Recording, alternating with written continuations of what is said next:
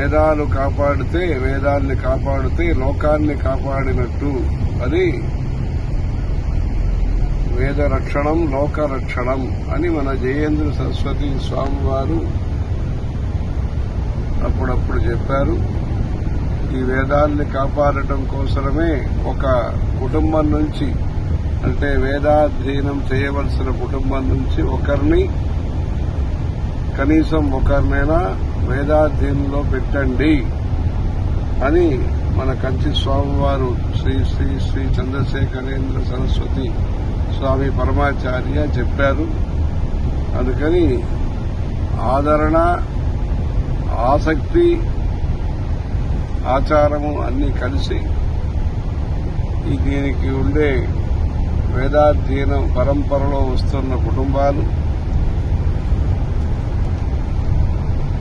సకాలంలో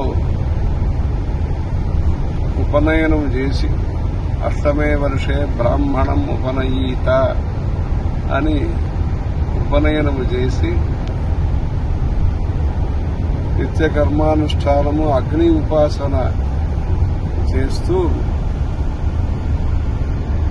శ్రియమిచ్చే ధృతాసనాత్ అని ఆ అగ్ని ఉపాసన చేస్తూ ఈ వేదాధ్యయన పరంపర ఉత్తరోత్తరం అందరి సహకారంతో, అంటే ఇంటిలో ఉండే ఆడవాళ్లు, పెద్దవాళ్లు అందరూ కూడా ప్రోత్సహించాలి. వేదాధ్యయనాన్ని, సశాస్త్రీయమైన అనుష్ఠాన పద్ధతుల్ని, ఆహారము, ఆచారము, అలంకారము అన్నిటినీ కూడా ప్రోత్సహిస్తూ భక్తులందరూ కూడా దీనికి విరాళం ఇవ్వటము, సమర్థన అంటే మంచి అనుకూల ప్రవర్తనగా ఉండి ఆ వేదం ద్వారా ఈ లోకాన్ని కాపాడి అందరికీ శ్రేయస్సు కలగాలని కంచి కామాక్షమ్మ వారిని, శ్రీ చంద్రమౌళీశ్వర స్వామి వారిని ప్రార్థిస్తున్నాము. హర హర శంకర, జయ జయ శంకర.